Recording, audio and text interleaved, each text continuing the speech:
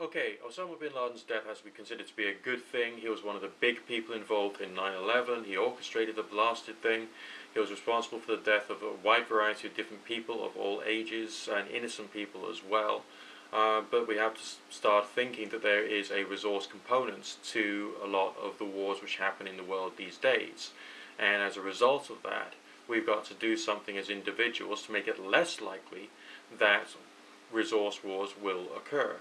And the only way that we in the Western world, the world in which we've got more choices than other people, is to steadily move away from oil as individuals. You know, this is actually quite important, because we as the civilized, advanced Western world require oil to be able to keep ourselves functioning as nations.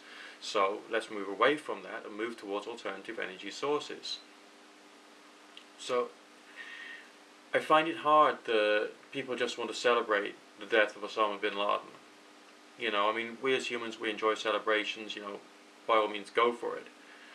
But on the other hand, it's having a celebration is not going to stop the fact that resource wars for water and coal and oil and gas will carry on.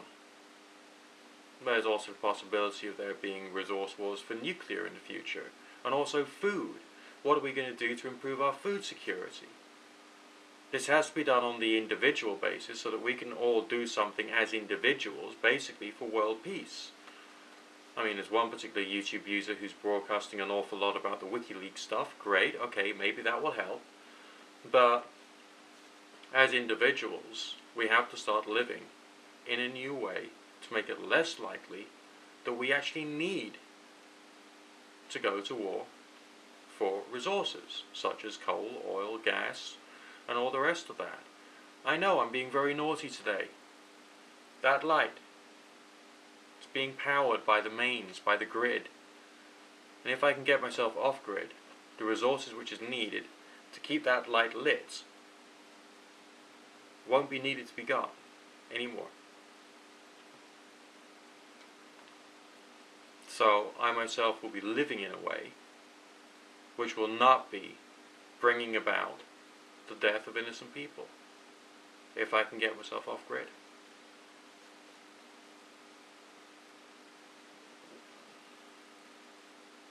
Ask yourself this: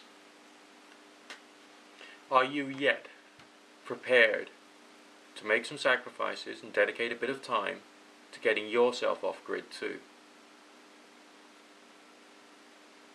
And making it less likely that your life will be responsible for the death of other people out there, innocent people.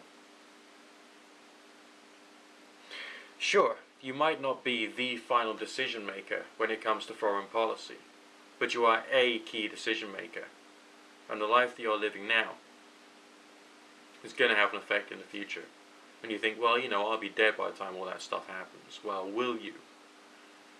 We've got the issues of peak oil, we've got the issues of peak gas, peak coal. It's food security problems, food prices are rising like crazy. This stuff is coming down now, right now. How bad is it going to be in 5 years' time, 10 years' time, 15 years' time, 30 years' time? You'll still be alive then. And what are you personally going to do to provide you with the security that you need in the future? And also to reduce the likelihood that your life is going to bring about the death of innocence.